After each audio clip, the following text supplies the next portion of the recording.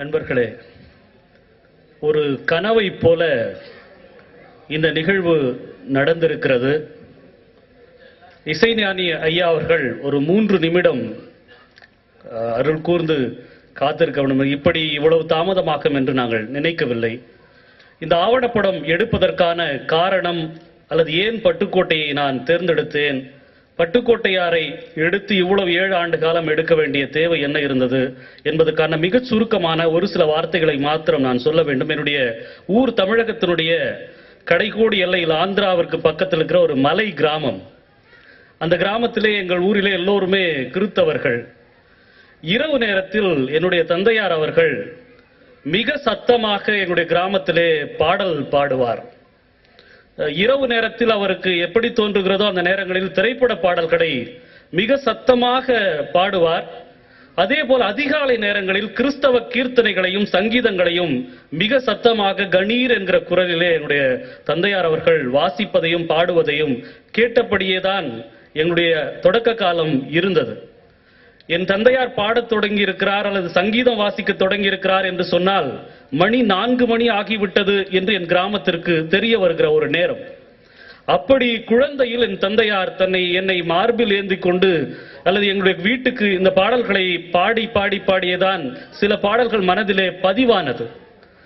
என் தந்தையாரை யோசிக்கின்ற பொழுது அவருடைய குரல் தான் நினைவிற்கு வரும். அவருடைய கல்லறையின் மீது கூட அப்படித்தான் நாங்கள் எழுதி வைத்திருப்போம். அதுதான் முதலில் பட்டுக்கோட்டையாரின் சிந்தனை என் மனதிற்குள் விதையாக விழுந்தது. அதற்கு பிறகு அவருடைய வரலாறை படிக்கின்ற பொழுது ஏன் இதை ராஜா சார் வெளியிடணும் அப்படின்னு சொல்லி யோசித்ததுக்கு ஒரே ஒரு காரணம் மட்டும்தான். ஒரு கவிதை இப்படி சொல்லும்: புத்தகமே என்னை போக விடு, உன் பக்கங்களில் இருந்து என் உலைக்கு நான் பருக்கைகளை எடுத்துக்கொள்ள மாட்டேன், ஏனென்றால் என் வாழ்க்கை நெருப்பு சம்பவங்களை கருவில் சுமந்தவை என்று ஒரு கவிதை இருக்கிறது. நான் பட்டுக்கோட்டையாரை எடுத்துக்கொண்ட பொழுது பட்டுக்கோட்டையார் படிக்கவில்லை. ஒரு கருப்பைய கோனார் என்பவர் சொல்லுகின்ற பொழுது சொல்லுவார், அவர் படிக்கவில்லை, எங்கள் ஊரில் இங்கிலீஷ் பள்ளிக்கூடம் கிடையாது, எங்க ஊர்ல ஸ்கூலே கிடையாது, அவருக்கு ஆசான்னு ஒருத்தர் இருந்ததா நான் கேள்விப்படல, இயற்கையாவே அவர் பாடுவார். அப்படி இத்தனை வேர்ஷன் சொன்னார் அவர் பட்டுக்கோட்டையார்கள். தன் வாழ்க்கை சம்பவங்களை கருவாக சுமந்து தன் அனுபவங்களை பாடலாக இந்த சமூகத்திற்கு தந்த ஒரு மிகப்பெரிய ஆளுமையாக 3 ஆண்டுகள். நான் ஏன் இந்த இடத்திலே அவருடைய திருமண அழைப்புதலை போட்டேன் என்று சொன்னால், 3 ஆண்டுகள் அடையாளம் தெரியாமல் எந்தவித முகவரியும் இல்லாமல் சென்னைக்கு ஒரு நாடக நடிகனாக வந்து பாடலாசிரியனாக 3 ஆண்டுகளில் எழுதி அவருடைய திரைப்பட திருமணத்திற்கு வந்தவர்கள் பாரதியாருடைய மகள் பாரதிதாசன். அந்த காலத்தில் இருந்த மிகச்சிறந்த நடிகர்களாக எம்ஜிஆர், சிவாஜி எல்லோருமே அவருடைய திருமணத்துக்கு வந்திருக்கிறார்கள். எம்ஜிஆரோடு ஒரே ஒரு பாடலில் மிக நெருக்கமாகி விடுகிறார். நான் ஒன்றை சொல்ல வேண்டும். தமிழகத்தில் இறையன்பு சார் சொன்னாங்க, பட்டுக்கோட்டையார் எந்த சிச்சுவேஷனுக்காகவும் எழுதவில்லை. மற்றொரு செய்தியை நான் சொல்லுகிறேன், பட்டுக்கோட்டையார் யாருக்காகவும் இப்படி பாடல் எழுத வேண்டும் என்று எழுதவில்லை. அவர் எழுதியதை எம்ஜிஆர் தன் வாழ்க்கைக்கான, அதை மக்களிடத்திலே கொண்டு போய் தன்னுடைய சிந்தனையை சேர்ப்பதற்கான ஒரு களமாக மாற்றிக் கொண்டு விட்டார். தமிழ் சமூகத்தை நீங்கள் எடுத்துக்கொண்டு சொன்னால் பட்டுக்கோட்டையார் தான் இப்படியான பாடல்களின் மூலமாக மக்களிடத்திலே சென்று சேர முடியும் என்கிற மிகப்பெரிய விதையை இந்த மண்ணிலே தூவி இருக்கிறார். நான் ஆவணப்படம் எடுக்க தொடங்கிய பொழுது மிக ஆச்சரியமான ஒன்று, தங்கம் தேட்டர்ல போய் எடுக்கிறேன். நான் மதுரையில எடுத்து முடிச்சிட்டு வர, தங்கம் தேட்டர் அடுத்த வாரம் இல்ல, இடிச்சிட்டாங்க. இங்க 10ஆம் நம்பர் வீடு 10 ரூபாய் வாடகையில் அவர் இருந்தார். மணி சார் போட்டோ எடுத்துட்டு இருக்கார். அதை போய் நான் ஷூட் பண்ணிட்டு வந்தேன். அடுத்த 3 மாசத்தை போய் பார்க்கற, அது ஒரு 3 மாடி கட்டடமா நிக்குது. பட்டுக்கோட்டையார் பிறந்த அந்த வீடு இடிக்கப்பட்டு தரைமட்டமாக இருந்தது. நான் போய் இதுதான் அவருடைய வீடுன்னு சொன்னாங்க. அதை நான் படம் எடுத்துட்டு வந்தேன். அதுக்கு பிறகு அந்த இடத்துல பெரிய வீடு கட்டிட்டாங்க. சோ ஒவ்வொன்றுமே அதற்காக காத்திருந்தது போலவே அந்த சம்பவம் நிகழ்ந்தது. இப்படிதான் பட்டுக்கோட்டையாருடைய வாழ்க்கையை நான் பதிவு செய்ய முடிந்தது. பல்வேறு காரியங்களுக்கு நடுவில் நான் இதை நன்றியாக ஏற்றுக்கொள்ள வேண்டும் என்று சொன்னால், மிகப்பெரிய அளவிலே எல்லோருமே 7 ஆண்டுகளிலே பல பேர், திருநின்றவூர் சந்தானகிருஷ்ணன், ஜீவபாரதி இவர்கள் அவருடைய குறிப்பை மிக ஆர்வமாக கொடுத்தார்கள். எல்லாவற்றுக்கும் மேலாக KN ராமச்சந்திரன் என்கிற ஓவியர் இங்கே இருக்கிறார். 60 வருஷத்துக்கு முன்னாடி என்ன அண்ணன் கொண்டு வந்து மோகன் ஆர்ட்ஸ்ல ஆர்டிஸ்டா இங்க அறிமுகப்படுத்தி வச்சாரு. அவரால் தான் எனக்கு இந்த வாழ்க்கை என்று எப்பொழுது கூப்பிட்டாலும் 77 வயது பெரியவர் உடனடியாக பேருந்து ஏறி ரயில் ஏறி இங்க வந்து விடுவார் பெங்களூர்ல இருந்து. இந்த படம் வேணுங்க, இந்த காட்சியில நீங்க எப்படி இருந்தீங்கன்னு கேட்டா உடனே அந்த காட்சியை வரைஞ்சி மறுநாள் மெயில்ல அனுப்பி விட்டுருவார். மிக ஆத்மார்த்தமாக இவ்வளவு காலம் கடந்து கூட ஒரு மனிதனை இப்படி நேசிக்க முடியுமா? சந்தித்த ஒவ்வொரு நபர்களுமே பட்டுக்கோட்டையார் என்ற கவிஞனுக்கு மேல மிகப்பெரிய மனிதநேயத்தை உள்ள ஒரு மனிதன். அவரை பார்த்து வாழ்க்கையை கற்றுக்கொள்ள நாங்கள் பிரயாசப்பட்டிருக்கிறோம் என்று பலர் சொன்னதை நான் நேரடியாக கேட்டிருக்கிறேன் நண்பர்களே. இப்படிதான் இது உருவானது. இதற்கான ஒரே நோக்கம், இது நாளைக்கு போய் இந்த சமூகத்தில் சேருகின்ற பொழுது பட்டுக்கோட்டை உச்சமாக இருக்கின்ற காலத்தில் கூட மிக எளிதாக, மிக சாதாரணமாக ஒரு மனிதனாக அந்த மரபு மாறாமல், அந்த நேசம் மாறாமல் எல்லோரிடத்திலும் பழகி இருக்கிறார். அவர் உச்சத்தில் எம்ஜிஆர் அவருக்கு தனியா நம்ம அக்ரிமெண்ட் போட்டுக்கலாம்னு கூப்பிடுற நேரத்தில் கூட அதை அடுத்தவங்க மாயாண்டி பாரதி கிட்ட போய் கேட்கிற ஒரு பண்பு பட்டுக்கோட்டை கல்யாண சுந்தரத்துக்கு இருந்திருக்கிறது. எப்படி எழுதினாலும் அதிலே மக்களின் சிந்தனையை எழுத வேண்டும். ஏன் என்று சொன்னால் என் வாழ்க்கை அப்படியானது, இங்கு இருக்கின்ற பெரும்பாலான மக்களின் வாழ்க்கை அப்படியானதுதான், அவர்களின் வாழ்க்கையை பதிவு செய்கிற பிரதிநிதி நான் என்று பட்டுக்கோட்டை நின்றிருக்கிறார்.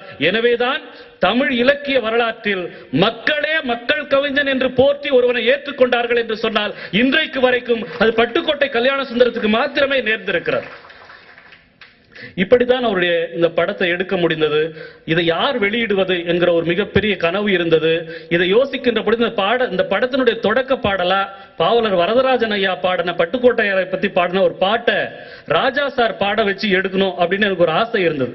ஆனா ராஜா சாரை நெருங்க அப்ப எனக்கு போய் கேட்கறதுக்கான தைரியம் இல்லாமல் இருந்த ஒரு சூழல். எங்க கிராமத்துல மலைக்கு மேல போய் நின்று பார்த்தோம்னா எங்க 10 ஊரும் அப்படியே தெரியும். ஒரு பாறை மேல ஏறி பாத்தீங்கன்னா எங்க ஊரை பத்தி இருக்கிற 10 ஊரும் தெரியும்.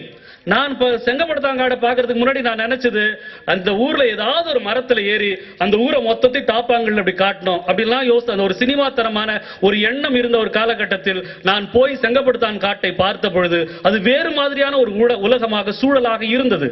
இந்த இடத்திலிருந்து ஒரு மனிதன் நெருப்பை தன் சிந்தனையை மனதுக்குள் வைத்து, பாரதி சொன்னானே அக்னி குஞ்சொன்று கண்டேன் அதை ஆங்கோர் காட்டிடை பொந்திடை வைத்தேன் என்று, அப்படியான சிந்தனையோடு வந்திருக்கிறார். பட்டுக்கோட்டை எந்த இடத்திலும் தன் சுயமரியாதையை விடாமல், பாரதிதாசன் ஒரு இடத்துல நான் ஹிந்தி படத்துக்கு மெட்டுக்கு பாட்டு எழுத மாட்டேன்னு தூக்கி போட்டு வரார். இதே எந்த இடத்துல மாடர்ன் தியேட்டர்ஸ்ல அடுத்த பாசவலை வாய்ப்பு கிடைக்குது. வாய்ப்புல போய் நின்று ஒரு பாட்டு எழுத போறாரு.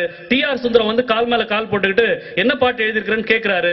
டி.ஆர். சுந்தரத்துக்கு முன்னால் எந்த யாராக இருந்தாலும் எம்.எஸ்.வி. ஐயா சொல்லும்போது சொல்லுவார், எப்பேற்பட்ட கொம்பனா இருந்தாலும் அவருக்கு முன்னாடி யாரும் உட்கார முடியாது, ஒரே ஒரு சேர் மட்டும் தான் இருக்கும், அவர் மட்டும் உட்கார்ந்து இருப்பாரு, எல்லாரும் கை கட்டிட்டு நிக்கணும், அப்ப அவர் சொல்றத கேட்கணும்னு சொல்ற சூழல் பட்டுக்கோட்டை. அப்பொழுதுதான் பாசவலையில முதல் பாட்டு எழுதி சக்சஸ் ஆகி அடுத்த பாட்டு வாய்ப்பு பெற்று அங்க போய் நிக்கிறாரு. இந்த சூழலை அவர் பார்க்கிறார். என்ன பாட்டு எழுதுகிறார், வேற பல்லவி எழுதி கொடுன்னு சுந்தரம் சொல்றாரு. அப்படியா, ஒரு பேப்பர் கொடுங்கன்னு வாங்குறாரு. பட்டுக்கோட்டை வாங்கி உன்னை எழுதுறாரு. எழுதி கொடுக்கறதுக்காக நீட்டுறாரு. எம்.எஸ்.வி. கூட நான் பாக்குறேன், இல்ல வாணா அவரே பார்க்கட்டும் அப்படின்னு அவர்கிட்ட நீட்டுறாரு. நீட்டும் பொழுது அந்த பேப்பர்ல எழுதியிருக்காரு, மரியாதை கொடுத்து மரியாதை வாங்கவும் என்று டி.ஆர். சுந்தரத்துக்கு அவர் எழுதி கொடுக்கிறார். இது எப்படி வந்தது என்று சொன்னார், பாவேந்தர் பாரதிதாசன் நானடா இந்தி மெட்டுக்கு எழுதுவேன் அப்படின்னு தூக்கி போட்டு வந்தது. அதே போல இங்க வந்த பிறகு ஜீவாவை அவர் தனக்கான ஒரு மிகப்பெரிய ஆஸ்தான ஒரு நபராக ஏற்றுக்கொள்ளுகிறார். ஏற்றுக்கொண்டு ஜீவா இவர் அப்ரிஷியேட் பண்றார். உன்னுடைய பாடல்ல மக்கள் கவிஞருக்குரிய தரம் இருக்கிறது அப்படின்னு தேனார் ராஜா சார் சொன்ன மாதிரி தேனாறு பாயுது செங்கதிரும் சாயுது ஆனாலும் மக்கள் வயிறு காயுதுன்ற அந்த பாட்டை ஜீவா இது பண்ண விடற பட்டுக்கோட்டை நினைக்கிறார், நான் அதுக்கு தகுதியானவனான்னு தெரியல, ஆனா அதுக்கு தகுதியா மாற்றிக்கிறதுக்கான உழைப்பை நான் செலுத்த வேண்டும் என்பதுதான் என் பாடலாசிரியருடைய பயணம் என்று பட்டுக்கோட்டை சொன்னதை நான் அந்த பதிவு செய்துட்டே வந்த அந்த அனுபவத்தில் தெரிந்தது. இந்த இடத்தில் இதை யார் வெளியிடுவதற்கு தகுதியானவர்கள் என்று நினைத்த பொழுது உண்மையாகவே என் வாழ்க்கை நெருப்பு சபையின் அனுபவங்கள் என்பது என் படைப்பாக வெளிவருகிறது. அந்த படைப்பிற்கு இந்த உலகம் அல்ல, எனக்குள்ளாக பதிந்து கிடக்கிற என் வாழ்க்கை அனுபவங்கள் தான் காரணம் என்று பட்டுக்கோட்டை சொன்னது போலவே எனக்கு தெரிந்தது. இதை ராஜா சார் இருக்கிறதுக்காக சொல்லல, ராஜா சார் மாத்திரம்தான் பட்டுக்கோட்டையின் அடுத்த பட்டுக்கோட்டையுடைய தொடர்ச்சியாகத்தான் நான் ராஜா சாரை பார்த்தேன். அதுக்காக தான் அவர் இதை வெளியிடணும்னு நான் நினைச்சேன். இந்த நிகழ்வுல ராஜா சார் இதை வெளியிட்டது மிக பெருமையாகவும் அதே சமயத்தில் அவருடைய மிகப்பெரிய கடமையா, அவர் அறைக்கு போயிட்டு கேட்கும் பொழுது அவர் உடனடியாக அதை ஒப்புக்கிட்ட அந்த விஷயம் இப்பவும் மனசுக்குள்ளே இருக்கு. அது அவருடைய அடுத்த தலைமுறை கிட்ட அதை ஒப்படைத்தது. இது ஏன் இந்த நிகழ்வை செய்தோம் என்று சொன்னால், பட்டுக்கோட்டையினுடைய சமூக உணர்வு, பட்டுக்கோட்டையினுடைய மக்கள் சார்ந்த உணர்வு சிந்தனை என்பது அடுத்த தலைமுறைக்கும் இருக்க வேண்டும் என்பதுதான் மிக குறிப்பாக இந்த விழாவிலே இங்கு ஏற்பாடு செய்த விழா குழுவினர் எல்லோருமே ரொம்ப விரக்தியா இருக்கும்போது ராஜேஷ் சார் சொல்வார், அதெல்லாம் ஒண்ணும் இல்லைங்க, அவர்கிட்ட போயிட்டு வந்து ஒரு பெரிய நம்பிக்கை, ஒரு 7 வருஷம் நிறைய பிரச்சனை, எங்கெல்லாம் யாரெல்லாம் கொடுத்தாங்களோ அவங்க எல்லாம் கேட்டு ரொம்ப போராடுறாங்க அப்படின்னு நினைக்கும் போது ராஜேஷ் சார் அப்படி ஒரு எம்.ஆர். ராதா சாருடைய ஒரு ஜோக்க சொல்லி அப்படி கடத்திடுவார், அப்படி பண்ணிடுவார். ராஜேஷ் சார் மிகப்பெரிய பங்களிப்பு, ராமச்சந்திரன் சார், ரூஸ்வெல் சார் எல்லோருமே மிகப்பெரிய அளவில் செய்தார்கள். இதில் நடந்த ஒரு சின்ன தடுமாற்றத்தில் இந்த விழாவை தன் தோள் மேல் ஏற்றி இந்த மேடைக்கு கொண்டு வந்து சேர்த்தவர் பேராசிரியர் பர்வீன் சுல்தானா அவர்கள்தான் இந்த விழாவினுடைய மிக முக்கியமான நபராக நான் கருதுகிறேன். அவருக்கு இந்த நேரத்திலே இசைஞானி ஐயா அவர்கள் நினைவு பரிசு வழங்க வேண்டும் என்று நான் தயவாக வேண்டிக் கொள்கிறேன். இவர்கள் தான் இந்த விஷயத்தை கொண்டு வந்து சேர்த்தார்கள். பர்வீன் சுல்தானா அவர்களுக்கு இப்பொழுது ஐயா ராஜா சார் வந்து நினைவு பரிசு வழங்குவார்கள்.